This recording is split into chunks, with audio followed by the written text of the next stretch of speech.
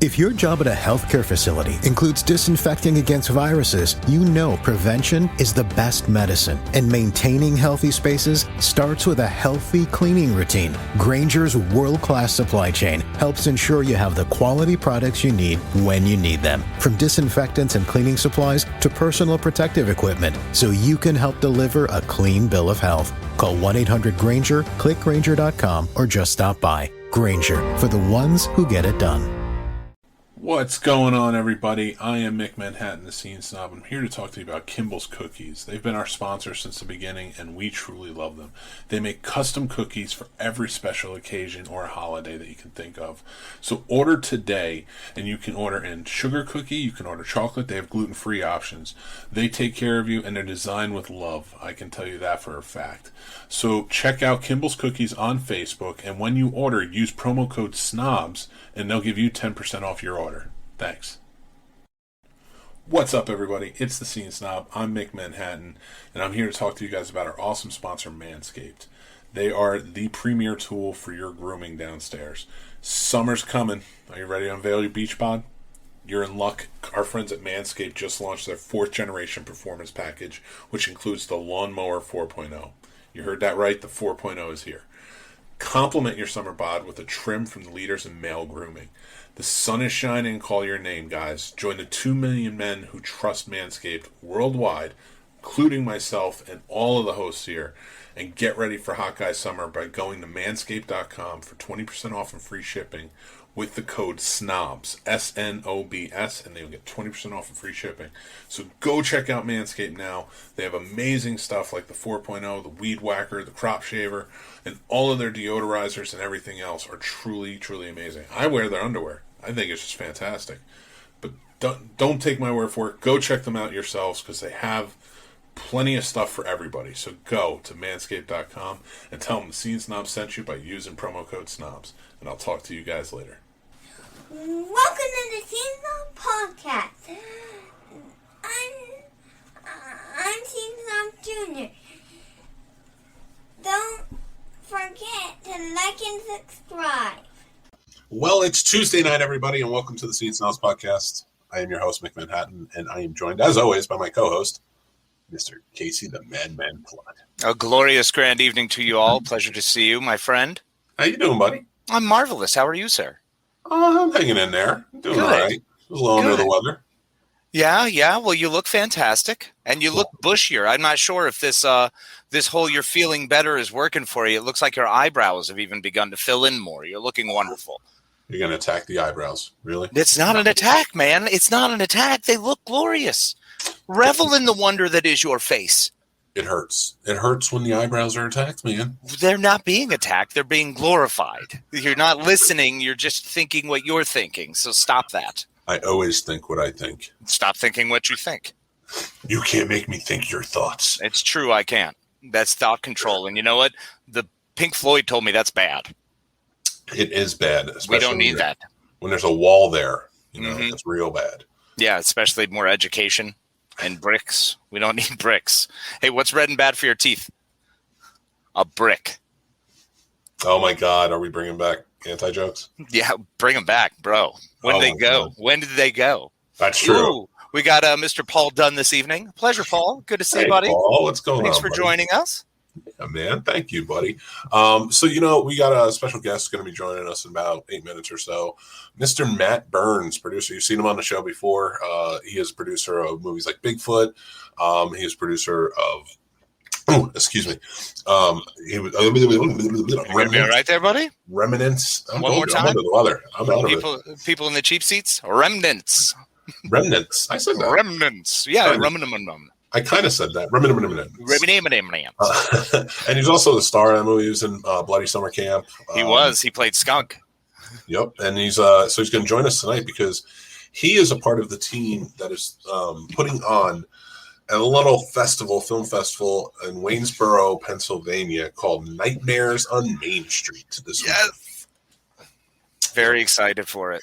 Oh, yeah, we are super excited. We're going to be hosting panels there. We're hosting the Indie Filmmakers panel at 1 o'clock on Saturday. And then at 5 o'clock on Saturday, we're also hosting 5 Decades of Horror and the History of Horror in Pennsylvania.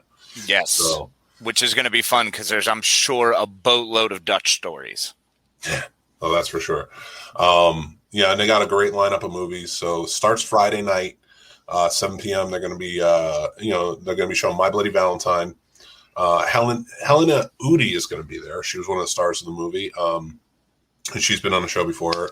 If you guys have had a chance to check that out. And so they'll be doing that to kick off things on Friday night. And then Saturday, Casey, you ready for this lineup? Oh, buddy, bring it on because I'm stoked. It's Wrong Turn from 2021 with our best friend, Damien Maffei. Damien Maffei, so stoked he's going to be there. Super best friend. And then it's going to be MILFs versus Zombies. Yep, which I'm pretty stoked for. Bro, I mean, this whole lineup, like, I wanted to watch the Sorority Babes and the Slime Bowl Bolorama. I got it in my head. I was like, I really want to watch that movie. And then I looked at this lineup and was like, I can't.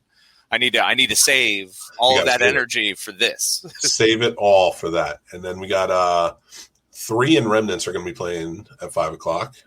Then Bloody Summer Camp, 7 p.m. You have a chance to go see it. Yes. And the Blair Witch Project at 9. And then, of course, on Sunday, they're playing one of my favorite movies of all time, Night of the Living Dead. Yep. Then they're going to be playing the short Hoodie up with Dead Woman's Hollow. And then at 5 p.m., they will be doing the Paralyzed short with Darkness Waits. It's going to be awesome. It's a pretty rad lineup. It should be fun. So it's 75 West Main Street in Waynesboro at the Waynesboro Theater in Waynesboro, Pennsylvania. So if you guys can come out and check it out, tickets are very affordably priced. You can head over to Nightmares on Main Street and Facebook and check them out. Like they have all the links and everything there. Yes, please support them, join them, do the thing. It's going to be a great time. If you can make it out, definitely try to check some of these fun movies out. And you're going to be hanging out with directors, producers, actors, everybody who are part of the process. So if you enjoy filmmaking, and enjoy some of these just awesome, fun horror movies, then come on out. Yeah, absolutely. And Paul, you said it right. Bloody Summer Camp was awesome. Mm-hmm. And we got to interview Dave Kerr, the director, and the cast when we were at Carolina Fear Fest back in May. Awesome people. Dave Kerr is actually going to be on the show again next week for it's an episode where we are paying homage, if you will. Homage to summer camps. So get your tight shirts on and your plum smugglers tidy up in there. And then it's going to be good. I'm going to have to come over to your place, though, and definitely sit next to you because I'm going to wear the most uncomfortably short shorts I can possibly create out of jeans. In fact, I should wear them this weekend. I think that's what I'm going to do this weekend. Yes. All right. I doubt he's watching, but Dave, can we get a Camp Trust Fall t-shirt for Casey, please? Pretty please. I would love one. I'm going to go up there and see if I have one for sale because I'm going to grab one. What's up, my dog? How you doing, Jason, you beautiful human? I haven't talked to Jason in what feels like forever. We were talking a lot, and then all of a sudden I just stopped talking to everybody. I feel terrible about it. Actually, I'm missing all you people. It's okay. We'll be back. Of course. I do want to, I'm glad you bring that up because on July 30th, our buddy Jason, who hosts 3 Geeks podcast, his sister's family is kind of going through a tough time right now and they need our help. And we are holding a charity fund-a-thon. It's a 12-hour event hosted by Casey and I. It's going to be a marathon. Starts at 2 p.m. on July 30th, ends at 2 a.m. Or a question mark. Or question mark. Well, no, at 2 a.m. I'm going to bed. Question mark being like 1:55 if we're still up. Just like, I'm ready to go to bed. We made it last time, though. We did. It was 8 hours last time, but we made it. Yeah, 8 hours, at this point, 8 hours is nothing. We got to start training for the big 24-hour because, we're going to have one. That's why I'm slow increments in these charity events. We'll get there. But, we're going to help out Jason's sister. It's called Save the Milbies. Mm-hmm. So if you guys can please watch along, the GoFundMe is out now. So we're gonna have a ton of people jump in and do a show, and they'll take an hour or time here. We're gonna have guests come in. If you watched the Save Brady campaign that we did, the charity event, it's going to be even bigger, and we're so excited about it. So hopefully you guys can all join us and watch. Absolutely. It's very similar to that event. And, once again, if you're not able to help, because everybody goes through times, everybody, is in different situations, even just by sharing and giving a little bit of your time and being able to, spread the word, that helps a lot too. So in any way, shape or form, we appreciate it. And we love you. Thank you. Absolutely. Yeah. Most definitely, Casey, I couldn't put it better myself, so I'm just going to stop there. But yeah, keep in mind, guys, so that's July 30th, but tonight, Matt Burns is going to be stopping by any minute, and then he's going to promote Nightmares on Main Street, and then we have some fun topics planned for you guys. So topic ideas, they kind of flew at me this weekend, Case. Right in your face, huh? Right in my face. All up in my face. And so our topics tonight are going to be what do you have to do to make an effective friendship in movies? All right. I mean, I thought about it because there were a couple different, versions of friendships. We've discussed different, best friends and things along those lines in movies and what buddies work best and what don't. That's a fun one. I'm going to have fun discussing that. I don't want to get too far into it because I don't want, how this works. We'll get on a roll, then Matt's done. So another question I wanted to pose, is do early announcements of movies, like I'm talking years in advance, does it kind of ruin the idea of going to see that movie? Absolutely. I think in a lot of cases, I think it's overdone, man. You jump right into it, and unfortunately, you get me all steamed up. Black Widow is the prime example, and I'm not blaming the studio for Black Widow. I understand it was a weird situation, but that's what happens. Like you got to get all geared up for it, and then it wasn't until the day before it's released when I was like, oh yeah, I remember I'm supposed to be excited about this. Yeah, let me bring the joy factor back. So. Well, I'm going to stop you there for a moment because we have our guest, Matt Burns, is here, and he's going to talk to us about Nightmares on Main Street Film Fest. Matt, what's up, buddy? Matt, buddy. Hey, what's up, guys? Long time no see since Fear Fest. Long time no see since Fear Fest. How y'all been? Good. Been well. How you doing, man? Good. I'm glad, Mick. I hope you're feeling better. I know you said you weren't feeling too good earlier, so I mean, hopefully you're feeling a little bit better now. Doing much better. He's just whining. Don't listen to him. He's just a big baby. I am a little bit. So, Matt, this weekend, big film fest coming up in Waynesboro. You're one of the main guys running it, man. So, tell us about it. Tell us about what's going to happen, what the events are, and everything. All right. Well, like I said again, I know the lighting in this room sucks. I apologize in advance. But anyway, so like I said, but anyway, so yeah, Nightmares on Main Street. It's the first year we've done this film festival. Well, I like to shout out to Bill Kohler and Main Street Waynesboro for being so supportive of the idea and everything. A lot of places aren't really so supportive when it comes to horror sometimes. So, but yeah, it's this weekend, Saturday and Sunday. Actually, we have a screening on Friday as well with My Bloody Valentine, and if you come, you get a free poster signed by Helen Uday, who was Sylvia in the movie, the gal that got killed with the shower head, which was probably one of the really cool death, right? One of the best. It was. Yeah, very cool, very very cool death. I mean, like I said, what very memorable for sure. And she'll be there the rest of the weekend, along with John Russo from Night of the Living Dead, Damien Maffei from The Strangers, Jeremy Ambler, who's in like The Walking Dead, and the new Wrong Turn movie, which we're also screening. Like, so we have probably three mainstream movies that were made in this area. Well, the region, Night of the Living Dead, 1968, which was done outside of Pittsburgh. Obviously, everybody knows in '68 or whatever. So I mean, that we're showing that as at the matinee time, Sunday at noon. Then Saturday, the first day at noon will be Wrong Turn, the new Wrong Turn from 2021. We have some of the cast that are going to be on hand signing autographs and answering questions at the theater as part of your ticket price. And the other movie, of course, is the Blair Witch Project, which everybody knows was one of the biggest movies ever to come out of this area, which is funny because I think they shot that for about 10 to 20 grand. It was pretty low, pretty meager budget. And that's what we all hope to do one day. I mean, I think the local filmmakers, I mean, that would be really cool to, stumble upon the next Blair Witch Project or whatever. I mean, but hats off to them for making it. We got Remnants, Mark Byrne and myself. Of course, you've had him on the show many times.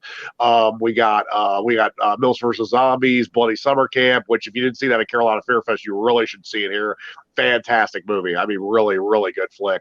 And we also got the Waynesboro double feature on Sunday, Dead Woman's Hollow and Darkness Waits, which was made by Matt and Libby, who actually live right on Main Street, Waynesboro, which is probably, you can't get any more local than that. So yeah, I mean, it's all going to be at the Waynesboro Theater. You can meet the filmmakers across the street at Warner Soda Shop. They were willing to give us their banquet in our party room, which was awesome. So you get to see all the local merchandise, and you also get to meet Hella New Day and John Russo over there. And we have 2 other vending areas as well. We have Main Street Park, which will start at 1:00, and we will also have, starting at 11:00 on Saturday, the Counting House, which is an event center they converted from an old BB&T bank. So, like I said, it's a lot going on, a lot going on. So try not to miss any of it. Like I said, it's a lot going on. We got a lot of great stuff going on. So hope everybody will be good. And of course, you guys will be on hand Saturday doing some really cool panels with like Sandy Johnson from Halloween. Like I said, John Russo. I know Donna Jean Phillips is helping you guys out with like the Scream Queen one and the independent filmmakers panel. So yeah, we're excited, man. We appreciate you having us. Absolutely, you guys have been really awesome. Like I mean, seriously, I mean, you did a hell of a job at Carolina Fear Fest. I mean, that was a great event, and I'm glad to see you guys doing so well with that. So I mean, it was a lot of fun. So hopefully you get to. I think you guys jokingly called Damien like your best friend or whatever. Absolutely, man. That's friend Damien Buffet. He was the only one who came in and interviewed with us back in that little room, and he was radical, man. He was a cool dude. I remember that. I felt bad about that. I really did. But I guess everybody was jet lagged. I guess. Dude, I was going to say it's first time for a lot of people traveling in a long time, so I understand that there's still a lot of rust to knock off. Yeah, I get it. 100%. And we get it, and it's really like we were just happy to be there and have a great time with everybody. It was a blast, man. It was a really good experience, and we were happy we were able to, virtually bring it to people, and we're going to be doing the same thing here. So this is going to be radical. Absolutely. Actually, it's going to be really cool. Absolutely. Okay. It's going to be a lot of fun. So yeah, So what are you most excited for? How are you feeling? Are you feeling anxious or anything like that? Oh, I mean, it's always anxious. Every time you pull these together, it's always you always got to fill in the blanks or whatever. But I mean, there's a lot of things. I mean, I'm just excited for the town of Waynesboro. I hope we can raise some money for the theater. It's a nonprofit, and raise money for the filmmakers as well. I mean, all the proceeds they go in to see these movies are going to the filmmakers and to the theater, which is going to I think prove to be a great art house, a great art space for local film. And hopefully years to come, as long as people keep supporting it the way they have been. So that's fantastic. Yeah, hopefully we're able to nothing like pumping a little extra blood in there, right? Get a little more going. So with something like this and celebrating the area, and so everybody knows it's the West Virginia, Maryland, Pennsylvania, Virginia area. When you come into the, like, Damien Buffet was in Wrong Turn, and we had some of the actors in and such. For them, how close or tied into the area are they? Yeah, the actors that are coming in.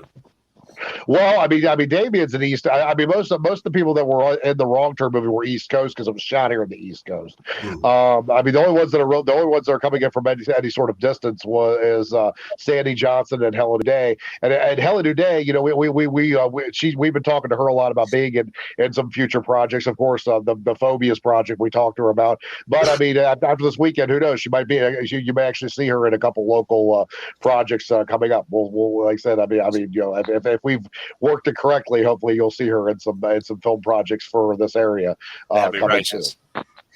It's a good area for it, so I mean, I'm excited to see that.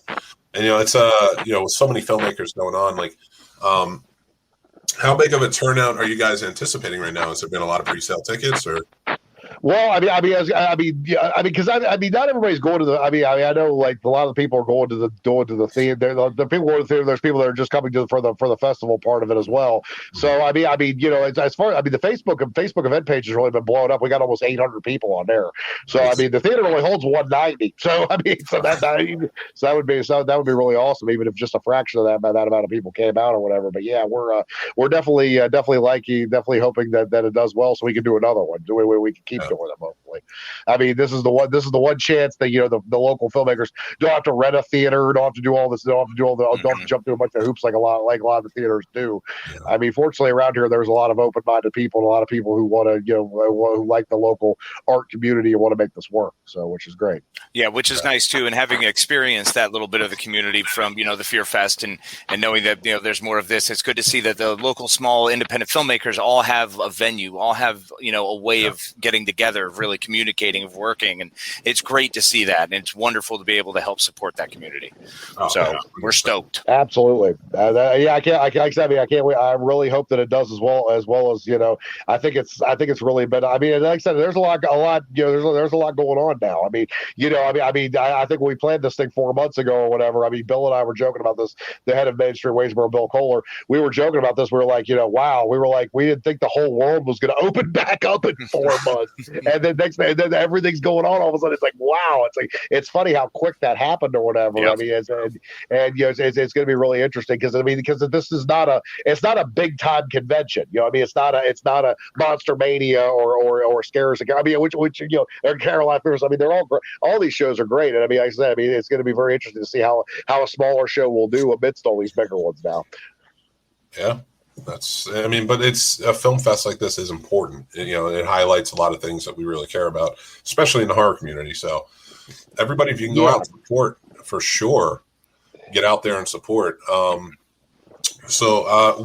movie are you most excited to go check out while you're there? I don't know how many movies I'm going to be checking out because I'm going to be running around a lot, unfortunately. But yeah, I mean, we got a lot of cool stuff going on. I mean, Mills versus Zombies. That's an older flick, but it's actually a director's cut, which just came out. So that's a new cut awesome. of that. Remnants has actually been remastered since the last year's Alamo screening. So we've actually remastered that. The picture quality and the sound quality is a lot better on it now. And like I say again, Bloody Summer Camp, I cannot say enough good things about that movie. It was that was really super impressive when we saw that in Carolina. So, and I mean, of course, Darkness Waits and Dead Woman's Hollows are both. All these films are fantastic. I mean, nobody. I mean, especially for the folks, like us, who never got to see Night of the Living Dead in the theater. I mean, it's just a great opportunity to see a legendary. I mean, the movie that changed it all in the zombie genre. I mean, it changed everything. I mean, and maybe even in the horror genre in general. But I mean, in 1968, that movie just came so far out of left field and just really changed everything about the horror genre. I mean, so it's just to see something like that on the big screen is really something. And I mean, you don't know how many more opportunities you're going to have to see something like that. I mean, it's so definitely it's definitely something that we want to be able to preserve and make memories for people, to pass on to other people in the area. So well, of course, yeah, it's definitely something that being able to witness and experience those movies that we grew up with, or that are sort of the legendary in ones that, like you said, changed the game. Like I got to see Halloween on the big screen, and it was mind-boggling. I was like in love, So it's definitely being able to see that on the big screen will be fantastic. It's an experience. It's what other people experienced generations ago, and now we get to get that. So yeah, it's always fun to be able to do that. And a very cool thing about this too is, you're not just getting My Bloody Valentine. You're not just getting Night of the Living Dead and Blair Witch and things like generations ago were experiencing on the big screen. But now, like people who may have missed Wrong Turn, go check it out. It's got great reviews and people are loving it. I liked it. I enjoyed it. Yeah. Yeah, I mean, it's a different take on it, from what I understand. It's not like a scene for scene reboot like they tried to do with Cabin Fever a few years ago. That's from what I hear. Yeah, I heard that. I was actually trying to be nice, but yeah, no. I mean, I'm glad that they actually did the true reboot. It was actually different instead of the same Eliza Dushku movie. You know what I mean? But a lot of people, especially I've noticed, like in the horror genre, a lot of people, it seems like they want the same old sometimes. I mean, it's right. But I mean, hey, to each their own. I mean, that is what it is. I mean, they look. it's a wrong turn movie, and they picked up one of their stars as Matthew Modine. Like, he's a great actor. Like, oh yeah, for sure. You know, Yeah. I remember that was one of the reasons why we got the movie was the Bill Cole was like, oh my God, Matthew Modine was in this. I'm like, yeah. So I was like, it was shot right in Ohio. He's like, no way. It was like that's like it was like the next state over or whatever. So it's just like yeah. So it was like yeah. So it kind of, that's kind of how that worked. But yeah, it's you know, I mean, you gotta. I mean, I'm just glad that they did a new spin on it, a new take on it. It wasn't just the same old. Right. Yeah. Which, I mean, I understand people loving the same old. You know, Hills Have Eyes. You know, something similar to that. There's a security blanket factor to it, where it's this is my favorite. This is my thing. This is my safe genre. Yeah. So when you start slapping names on things and making a completely different movie, yeah, it can be difficult. So it's nice to see a good true reboot.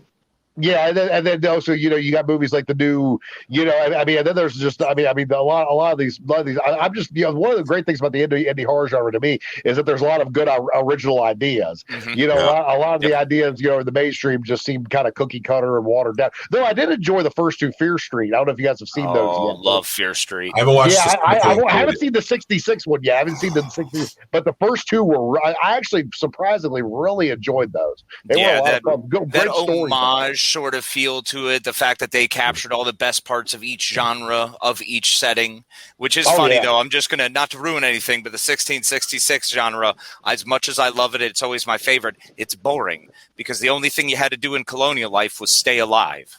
Yes, pretty much. That was your goal. What are you doing today? Hopefully not dying. And this movie just adds another disease or whatever. You have disease or whatever. A broken leg. That's it. You're dead. Like, yeah, you're dead. That's what I said. Yeah, because there was no medicine or anything at that time. There was medicine, but they were witches. Oh yeah, but if it was medicine, you get hung. If you took medicine, you get hung for being a witch. Exactly. Or even better, you get dipped and find out if you float. Yeah. If you die, you're human, and we love you. It's okay. Yeah. No, God will take care of you. It's fine. Yeah. Life was cheap. I mean, that was back when they auction off people like 14 years old. So it's horrifying. Humans suck. So. Yeah, we definitely have our downfalls. That's for sure. I bet that wasn't on Fear Street though. They didn't want to touch down on that. I don't want to give anything away. Don't ruin my moment. I didn't say it. Don't take this away from me. But I was going to say, I mean, you know, the trailers kind of made. I was going to say they kind of insinuated that in the trailer. So, I mean, to be fair, they kind of insinuate that in the trailer. We do appreciate you coming out, man. One thing I do want to ask before you go, though, what are some horror movies that are coming out that you're most excited for right now? Well, I was going to say, I mean, some of the better ones I've seen, like in the last. I've seen some pretty good ones. I mean, the one that I was really impressed with, it's on Hulu. If you guys haven't seen it yet, it's a movie called Trick. It came out like a couple years ago. It's Omar Epps in it. It's really, really good. Great original storyline. It's just called Trick is the name of it. Okay. Which I mean, it was a very, very good movie. And then I was just trying to think, what are some of the other ones that I've watched recently? I said Bloody Summer Camp was really good. I'm kind of anxious to see Brad Twigg's new one, Shriek Show. That should be a pretty good. That's. I've definitely been following that one and can't wait till that one finally makes it out or whatever. That's definitely Shriek a good Show? one. Shriek Show. Okay. We got a comment here. A good buddy of the show and a good friend, you know, all around. He's a great guy, Phil Herman, who has Hardtail 666 coming out in August. I've been following this movie in his posts. I'm very excited for it. It looks very cool. So yeah, we will be promoting that. My friend Phil, thank you for joining in. But yes, in August, it's part 2, by the way. There is a part 1, so you can go out and see it. But, cool. Another one I was going to say, 1031, an anthology series called 1031. But they're making a part 3 to that. They have 2 parts out now. The first one you can watch on like Tubi and Prime and whatnot, and I think you can rent the second one or buy it on DVD. It's put out by Terror Films, who do the Hell House LLC series, which is a lot. Yeah, nice. I actually like those. Yeah, Hell House was solid. It was cool. I was gonna say, yeah. The funny thing is that actually, I'm gonna drop this little nugget. We can talk about it more later. But actually, my fall is going to be consisting of actually bringing back a haunted house, the Apollo Theater, the Apollo Weed or whatever in Martinsburg. Some friends of mine and myself are bringing that back. It's going to be the haunted theater. It's going to be a lot of fun. It's like kind of like a haunted attraction, kind of like Creekside Manor or Hackney Haunts, or a much bigger level. Obviously, would be Field of Screams.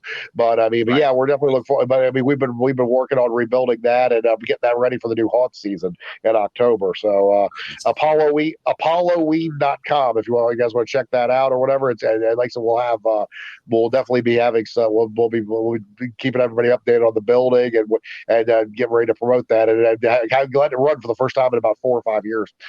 That's awesome, man. That sounds great. Glad you're bringing it back. Yeah, and we appreciate something different, something to break things up, I guess. We'll come up there and bug you. Well, I love it. Come on up, man. We'll scare the shit out of you. Hey, I'm in. Let's do it. Just don't, as long as we're not doing are we doing the shaking, grabbing thing? Because problems happen. Yep, we are. Yep, 100%. Oh, nice. We are doing that. Because I'm just saying, no one's going to get hit. I'm just going to scream and jump about 7 feet and run away. So okay, well, like I said, please don't hit the actor. Please don't hit the actor. No, won't hit anyone. I'll hit a wall. That's what'll happen. I'll go to run away. Punch the wall. I'm going to be the one grabbing Casey. Punch the wall and break your head and then sue us. There you go. No punching. It's literally physically I will be running away and hit a wall. I see running into the wall. Okay, no violence at all. No. Yeah, I was going to say shaped hole. Right in the wall. But Matt, thank you so much for coming on. I like Bugs Bunny when they run through the wall and it's their shape. That's me. That's me. I talk real tough game, and then we would try to drive to Bunny Man Bridge, and I'm making a video basically just telling my daughter how much I love her, and if anything happens to me. Meantime, you're pissing your pants probably at the same time. Oh, dude, it was terrible. I was such a baby. I'm such a baby about that stuff. I love it, but I'm a baby. That's funny. My favorite night. My part. But Matt, thank you so much for coming on, man. We cannot wait. Absolutely, thank you guys. Always a pleasure. Can't wait to see you guys on Saturday. Absolutely, bro. It's gonna be a lot of fun. Y'all take it easy. I'll see you then. Be well, man. Can't wait to see you. Bye. Dude, we are so excited. That sounds so exciting, man. It's going to be cool. On Main Street Film Fest, and it's going to be at Waynesboro Theater in Waynesboro, Pennsylvania. We'll be there hosting panels, and we're going to have our cameras on hand to kind of walk around and show you guys things on our social media and whatnot. So make sure you head over. It'll be on our Facebook page. Yes.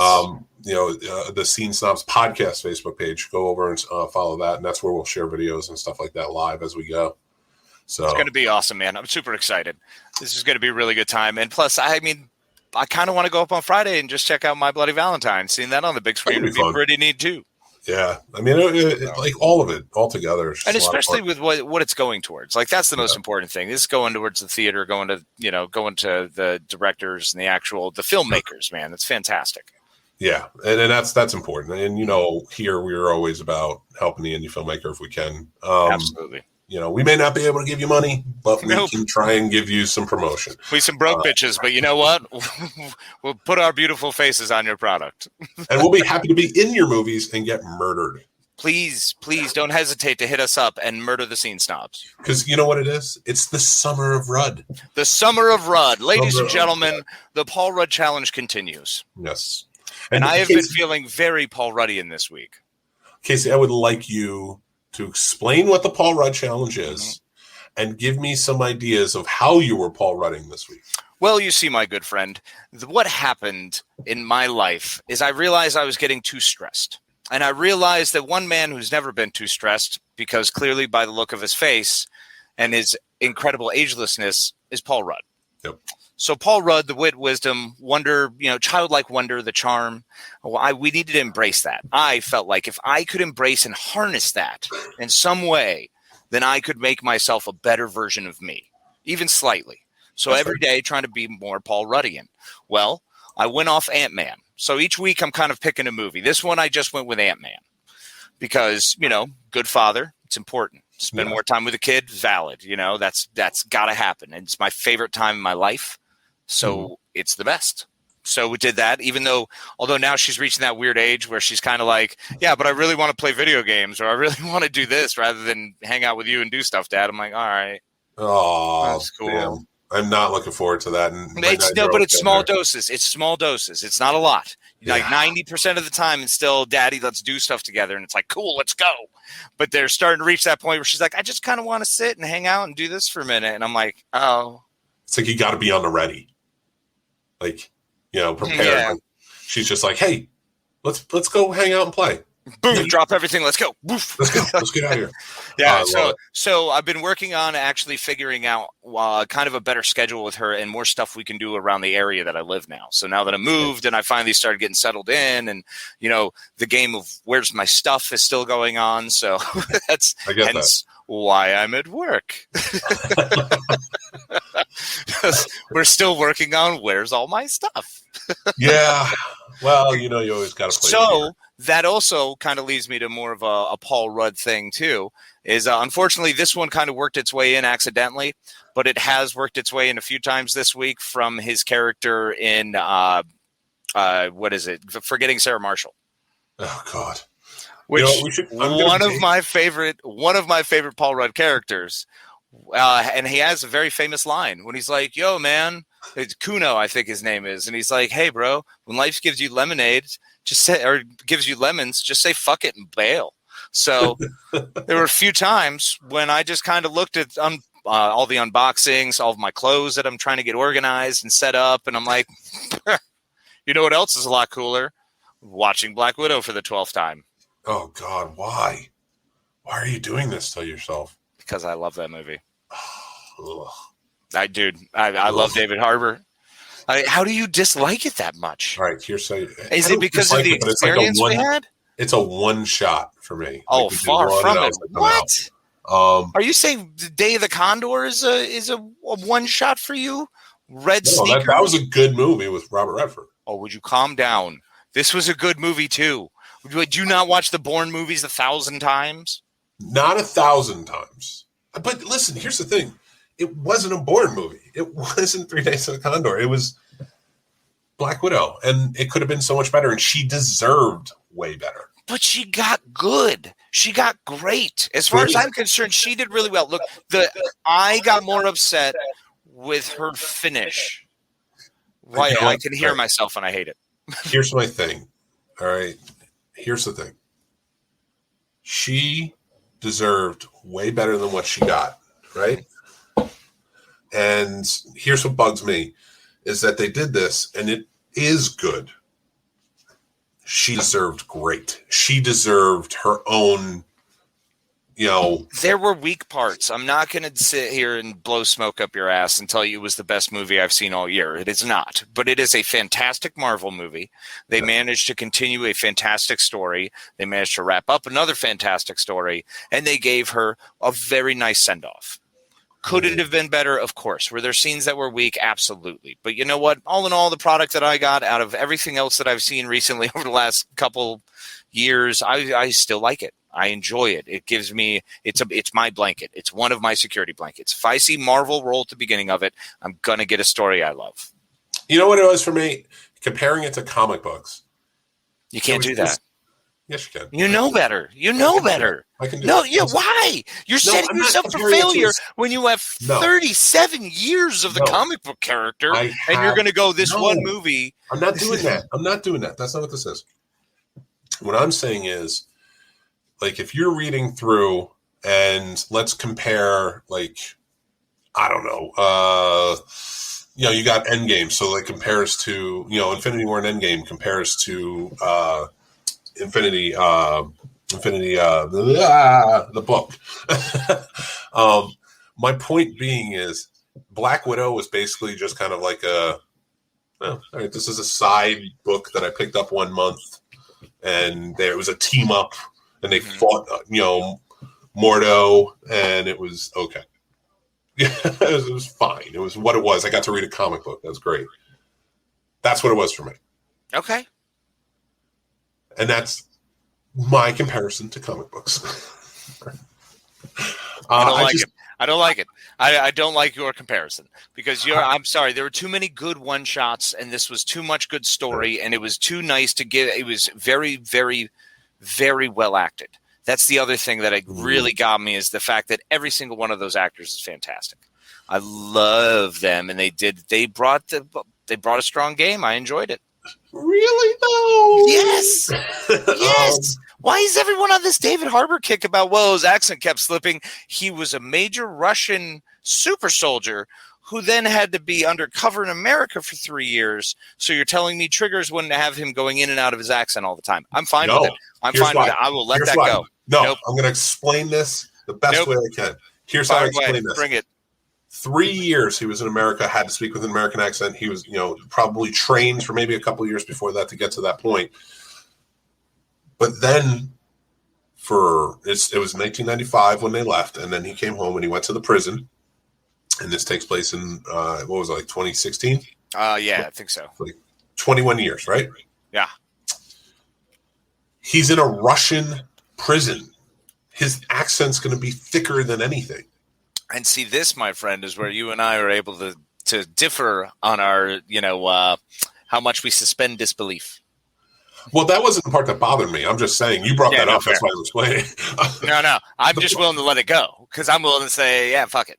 Fine. And I respect people who like it. I'm not picking on them. I'm not saying, like, you didn't like this, screw you, man. Or you liked it, screw you, man. Like, I get it. I understand. Mm-hmm. For me, I love the Black Widow character so much, and Scarlett Johansson did such an amazing job. This almost seemed a little muted compared to the rest of her roles. Okay, to some degree, I'll give you that, but at the same token, it was her movie, and what happened at the end with the bonding, with the building, with that family thing, it was a really better version of Fast and the Furious 9. Ugh. All right, listen. With all the family talk. Anybody who watches Black Widow is like, she just didn't do a great job starring in the movie. I kind of understand that. But if you watch Lucy and she can. She can carry a movie, and an action movie at that. Mm-hmm. She should have been able to do that with this. And I don't think they let her. I'm not putting it on her. No, but I don't think it was a matter of she had to. I think the whole point was to really start to hand off to Yelena. So I think it was handing off to Florence Pugh. And I'm going to be honest with you, Florence Pugh stole every scene from me. She was just that good. She did a very, very good job. And the fighting they did, I'm sorry, that kitchen, come on, dude. That apartment scene in Budapest, that was one of the highlights. It was awesome. Listen, I loved it. It was good, but none of the fighting scenes were better than Winter Soldier. None of them in that movie were better than Winter Soldier. I don't know, man. Okay. But you're saying better than. When you're saying better than, compared to what? Are you talking about the scene between Bucky and Cap on the street? Are you talking about them fighting up in the helicraft carrier? Everything. Like you take every fight that happened in in Black Widow, and you compare it to every fight in Winter Soldier. Winter Soldier wins hands down. Every fight in that movie is super well choreographed. Mm-hmm. She does perfect in it. And for me, it's like that's what Winter Soldier was, the spy movie that Winter Soldier was. Mm-hmm. This should have been even more so that. I see that, but I disagree only because this is a more smaller, someone on the run versus whereas like with Winter Soldier, that's, you're having a big political thriller where this massive community is coming through in Hydra, and they're breaking out, and it's going to be this huge war essentially that's erupting from the inside. So I don't know. I feel like the scale of Winter Soldier isn't fair to try to compare, because this is just a smaller scale operation taking out the Red Room, which, yes, the Red Room, huge, massive power, but nobody knows about them. They're tiny. So just saying size wise, they're small. Nobody, unless you're a comic fan, you didn't know who Winter Soldier was. And he was brand new right out of the gate. Yeah. And you kind of knew Bucky from the first one, but, this was a different thing. You didn't know what he turned into. Right. So it was very similar in that you didn't know what this entity was. And they did a great job, flawless in Winter Soldier. I also think that maybe Black Widow was just misplaced. Well, it was her origin tale. We were getting part of her origin story in reverse. So it's kind of difficult when there's going to have to be that much explanation. Yeah. It's difficult to try to sum it up and try to make it in easy bites, I think I would have appreciated this movie more if it had come out right after Civil War and then set it up with the sister but leave the last scene with the sister and Valentina. I don't care if I'm ruining it. You leave that last scene for one of the TV shows like Falcon and the Winter Soldier, or something like that. And maybe. But then you have her. Then her end is her end. Mm-hmm. And when you see after she dies in these next phase, the sisters show back up. You're like, oh wow, that's great. That's awesome that they tied this all together. And like in 4 or 5 years, we haven't seen or heard her, and here she is. Yeah, I see what you're saying. Unfortunately, it didn't happen that way. Listen, I'm going to keep talking until you get mad and lose Rudd points. Bro, it's not going to happen. It's going to lose. Do you know how chill I am? I'm so Paul Rudd chill right now, bro. I've been working out again. I'm feeling good. I'm trying to work on my diet. It hasn't been wonderful, but it's better than what it was. So you want to come over tonight and get some chili dogs? Yeah.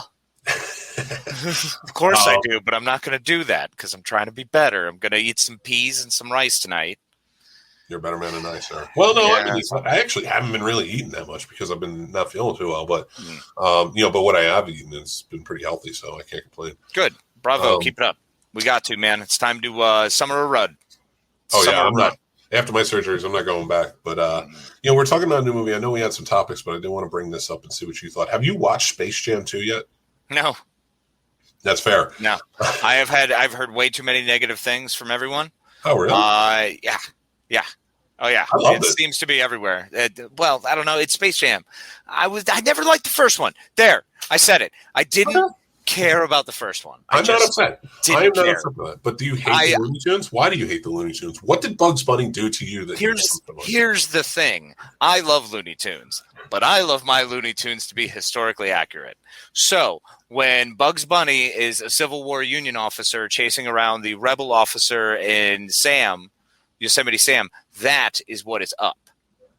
That is my Looney Tunes. That's what I want to see. I want to see the Roadrunner just smoking that coyote, and somehow this coyote from some sort of, I don't know, secret angel investor who keeps managing from Acme to get all of these, everything he orders, he gets. So I don't know if he's got a wonderful credit card.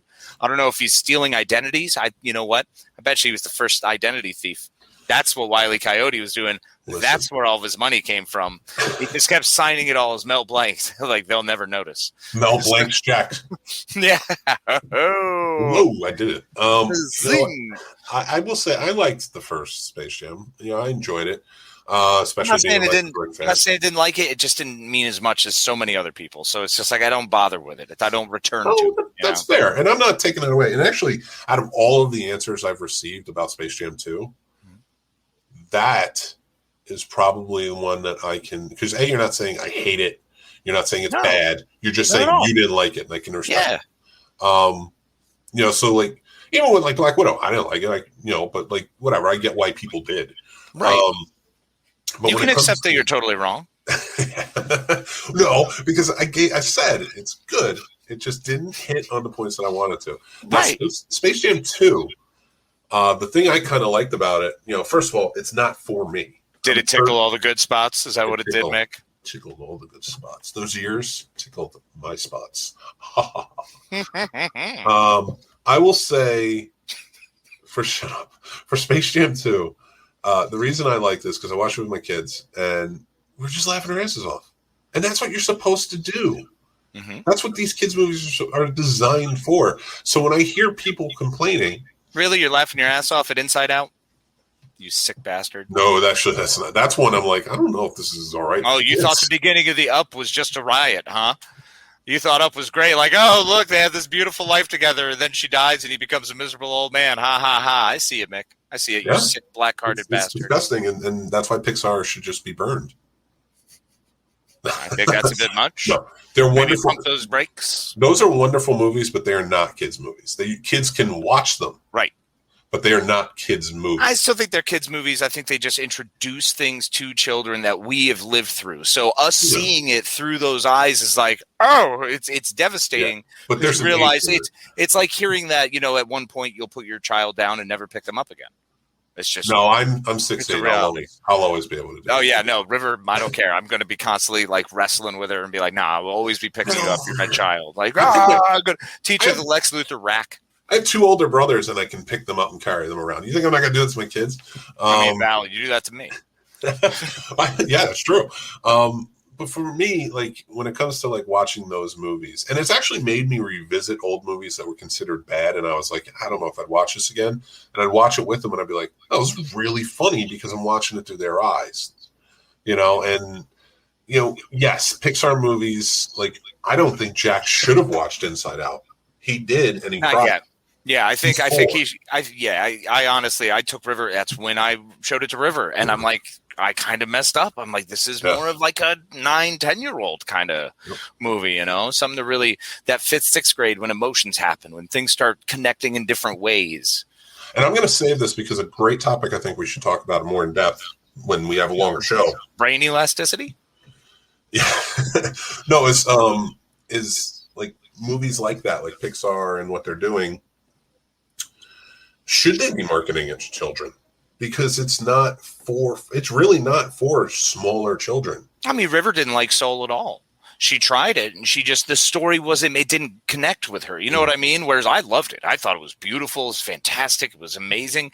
But it's true that it didn't connect for her. Although, bro, you'll love this. I tried to put on A Great Outdoors because I wanted to watch that with her. I was like, come on, kid, let's watch this. Dude, 15 minutes in, she's like, this is really boring, Daddy. I don't think I like this at all. I was like, I don't remember liking The Great Outdoors as much as a little kid. I think it was like preteen. Right, exactly. So it's like learning now, like how old was I when I really enjoyed these movies? I got to figure it out. And you have to introduce certain actors at certain ages. John Candy, you have to take a movie like Uncle Buck, yep, and introduce your kid with that. Absolutely. And I feel like it's almost like 10. Yeah. 10 or, a little bit older where the mischief is like, I can do the mischief part, when they start really getting the wheels turning. That's when it's time to get those kind of funnier things, because more things are funny at that age too. And right now she's into fart jokes. Yeah. Fart jokes, Mick. Bringing back to my original point with like Space Jam 2. Again, if I go see it in the theater by myself, that's weird. Secondly, if I go do that and I don't like it, it's because I didn't understand why it's funny. But watching it with my kids, I did. Perfect story examples when I went to go see Teenage Mutant Ninja Turtles when they remade it with Johnny Knoxville and everything. I don't know why I was going to see it. It was just one of those days where I was like, I'm going to go to the theater and whatever's playing, I'm going to see that. And that was it. But there was 4 kids sitting behind me. And by the end of it, for them, they're like, I'm Leonardo, oh, Michael. And it reminded me of when we were kids. And we did that with our friends. And I was like, that's why this is special. Right. Because we had those. You got to have those moments. If you don't have the moments, the connection, the camaraderie, it's not going to mean as much, And that's even like Ron said.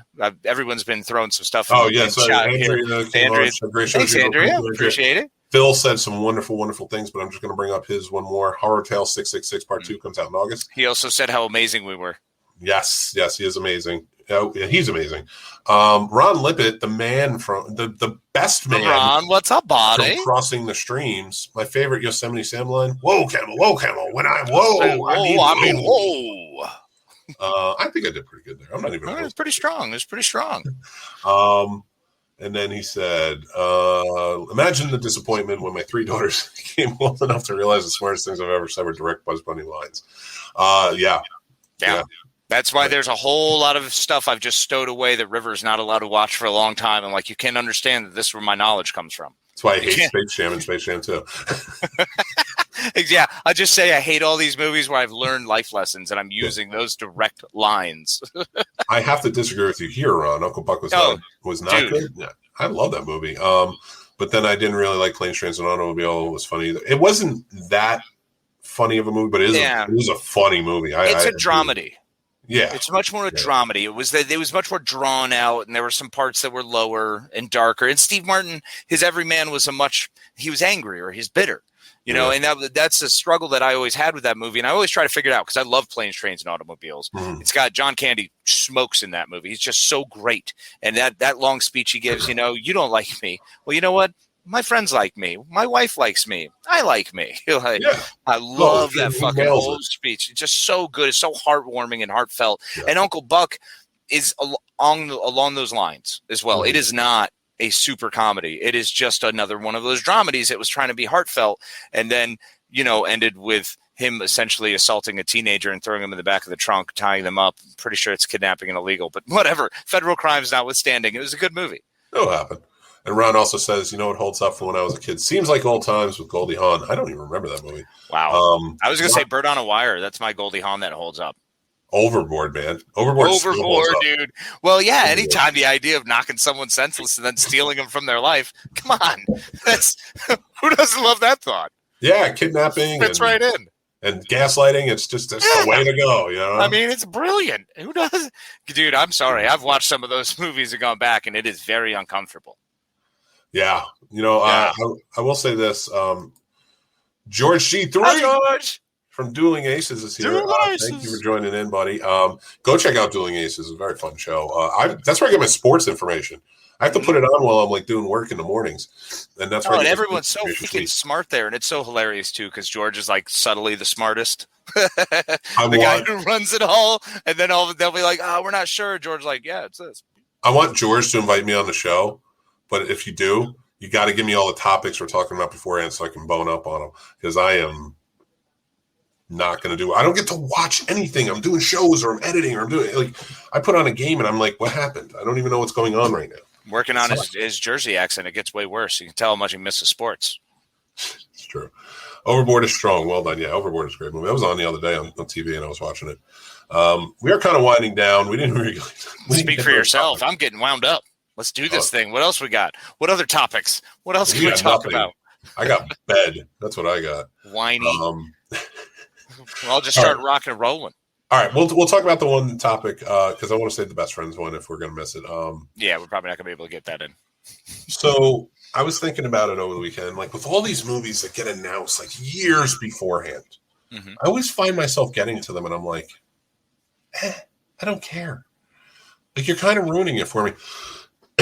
Everybody's so excited about the new Doctor Strange movie, and I'm like, yeah, they announced it 2 years ago, and yeah, they're finally building up to it with things. But I'm like, it takes too long. It's okay, I watched Loki. You built this whole thing up. You built it up with WandaVision, but it's another year and a half before it comes out. Yeah, and that's the thing. That's why I don't mind the early announcements because I forget shit.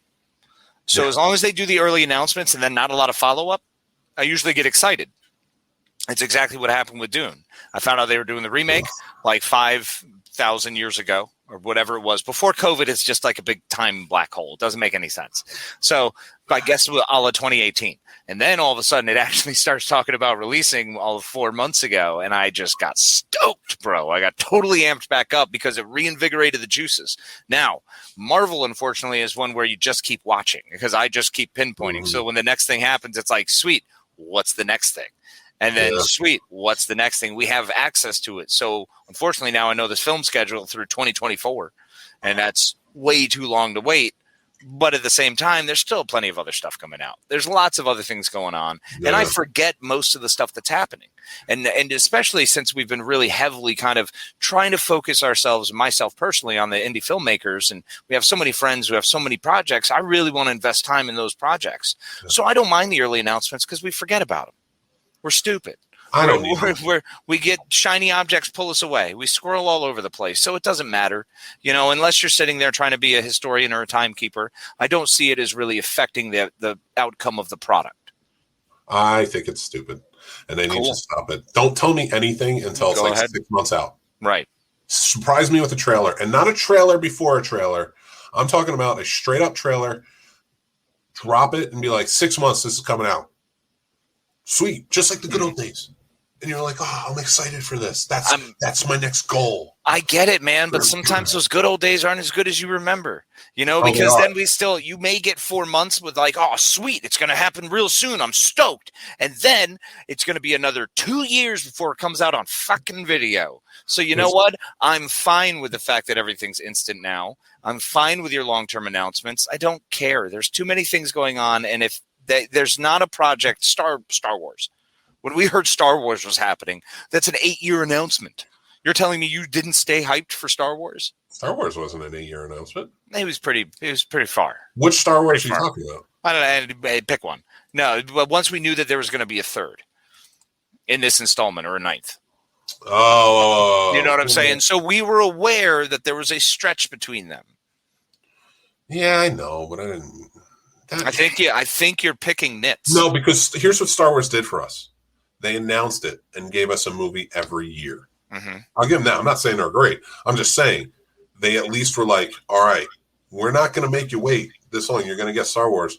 And the 3 are going to be spanned out because we have to film them and crap like that. Right. But we're going to give you one every year. Mm-hmm. So I'm okay with that. Now, Marvel, yes, granted, they give us like 3 or 4 movies a year. Fine And TV shows. And TV shows. And they are. Yeah. And they're keeping us going. Mm-hmm. But just announce 2 years in advance. Announce. If you announce 5 years in advance. Because when you're announcing like this, you're giving us the holy shit, we're going to get a bigger, better story. Like now we've reached a point where you can't not trust Marvel. You can't not trust them to do very well with everything that the stuff we've given them. It's like J.J. Abrams is saying, well, we can't trust him with Star Trek. He's done fantastic. He gave us something glorious with what we had. So I trust Marvel, man. I trust these studios. I trust these people doing these things. I trust that Disney is always going to put out a fantastic animation story. I trust that Pixar is usually going to make me cry, make me question part of my life, and more than likely laugh a little bit, but learn a lesson in the end as always. Here's the thing about Pixar, though. Here's the thing about Pixar. Pixar never announces that far in advance. They announce maybe like a couple of years in advance. Here's what you're going to get. And I'm always happy with Pixar because it always comes around. I'm always like, all right, I'm excited. That's the fair. next one I'm in. Marvel, that's the thing. I think it's an overload that bothers me about the announcements. It's because, yeah, you get 4 or 5 movies a year. At least with Pixar, you get 1, maybe 2 a year. With Marvel, it's like, okay, here's 5 movies for this year. Here's 5 movies for the next year. Here's 10 TV shows in between. It's like, you're overloading me. Give me like 2 years. I disagree because as a comic book collector, I wanted my stories. I needed to know what the schedule was of my stories. I needed to know what story led into what story and what other one shot I need to get in over here. Or do I need to pick up X-Force because they're fighting something with the X-Men? Or do I need to get this Fantastic Four because this is the one where they fight Doom, but this one over here, this Galactus issue and the Silver Surfer is going to tie back in with this one. And then you have to get your West Coast Avengers because they're trying to sell more of those books. So believe me, after just trying to be someone who collected comic books, I am fine with this kind of scheduling because this is what I already went through. But now it's not the same. It's not the same. I disagree. I get something better from it. They would announce events. They would announce the events and how long they're going to take, but they would not tell you everything right up front. You had to learn that maybe a couple months at a time, especially if you're reading Wizard. But that's what's happening now is we're learning a couple months at a time. You know what I'm saying? Yes, we are getting a heads up that there's going to be a Doctor Strange movie. Okay, but what we're getting all these little tie-ins along the way, all of these points, we're getting all the story, and it's just adding and building, which is why I can understand if Black Widow didn't quite fit in this phase because of all the things, it was more a wrap-up from the last one, so it's weird timing. I get that didn't quite work in the overall schema. But this is I love being able to see where they're going because we're building to something. And that, I think, works better because of Marvel. Now, at the same token, do I want to see the Eternals? I don't care about the Eternals. Am I going to watch the Eternals? Of course I'm going to watch the Eternals. Now, that's why you just made me, the light bulb went off. That's why Black Widow bothered me. Black Widow bothered me because it wasn't Scarlett Johansson's movie. Yeah, no, it was not. They were building Florence Pugh to build her up going forward. And I'm not happy about that because she deserved her own movie. Yes, I will agree with you on that. I think that is 100%. I'm glad we were able to do this. See, we talked through a little bit longer. We therapy it out, bro. We just get it out into the world and the universe, and everyone feels better. I feel better. I hope you feel better because you look fantastic. I am feeling very tired, and I have like the summer flu, so I'm dying. I know. It's awesome. It's awesome. I will end it on this. Ron Lippett, dear Lord, let us never speak of Star Wars after Episode 4 again. All right, I'm with you. Episode 4, we're never going to talk about Empire. We're never going to talk about. Hey, man. Hey, 4 was perfect. They managed to destroy the Death Star. I got what I needed. Life is good. No. In my mind, Leia and Han just said goodbye. They never hung out again. They didn't even like each other. You know. I'm totally on that point of view of Black Widow. Thank you. agree. Yeah, she deserved more. And She did. She did deserve her movie, and it was very much so a team up movie. Yeah. Yeah. So that's what we got. We got we got Black Widow was bad. Casey finally agrees. It's amazing. Absolutely. Now you're a maniac. No, we do appreciate you guys joining in with us again. Remember, follow us on social media. We're at the Scene Snobs, and we're on everywhere. So just go check us out. You can check out the network with all the shows. Please do us a favor if you are on iTunes, head over, hit rate and review us. Just leave us, even if you're like, hey, you give us a 5-star and you're like, you guys are awesome, dickheads, whatever. We love it. They're terrifying to look at. Just listen, please, for your own safety. Like, I think that would be perfect. That's a great blurb. So yes, I love that one. I might use that. And make sure you go over to our YouTube page. We're trying to get to 1,000. So just go over, hit subscribe, and you got great content over there. I am, of course, Mick Manhattan, and I'm joined, as always, by my partner in crime. It's me, the Madman, Casey Plott. I love you all. Thank you so much for being here this evening. Be well and be kind to each other. Ron, love it. All right, everybody, take care. And that's our show, everybody. Thanks for listening or watching wherever you're checking it out. This show is brought to you by our sponsor, Manscaped. Go check them out. They are saving our balls, and they can save yours too, or somebody you care about. It's a pretty awesome device, so go check out what they got, the Lawnmower 3.0, the Weed Whacker, and more. It's a great gift for Father's Day, birthdays, weddings, anything. Head over there and use promo code SNOBS, SNOBS, and you'll get 20% off and free shipping. Also, we'd like to thank our super fan patrons. They are all Scene Snob family to us. They support us every month, and you can be one too. So head over to the Patreon channel, the Scene Snobs, and it's $5 a month, and you can join in with helping support us and get the free perks too. Also, you can follow us on social media. We are on everything at the Scene Snobs, so Instagram, Twitter, TikTok. We are on Facebook, the Scene Snobs. Everywhere. We have fun stuff always going on, always have contests and stuff, so go follow us, check us out. You can go to our link tree by going to thescenesnobs.com. There's our link tree, there's our patron. Hello, it is Ryan, and we could all use an extra bright spot in our day, couldn't we? Just to make up for things like sitting in traffic, doing the dishes, counting your steps, all the mundane stuff. That is why I'm such a big fan of Chumba Casino. Chumba Casino has all your favorite social casino-style games that you can play for free anytime, anywhere with daily bonuses. That should brighten your day a little. Actually, a lot. So sign up now at ChumbaCasino.com. That's ChumbaCasino.com. No purchase necessary. VGW Group. Void where prohibited by law. See terms and conditions. 18+.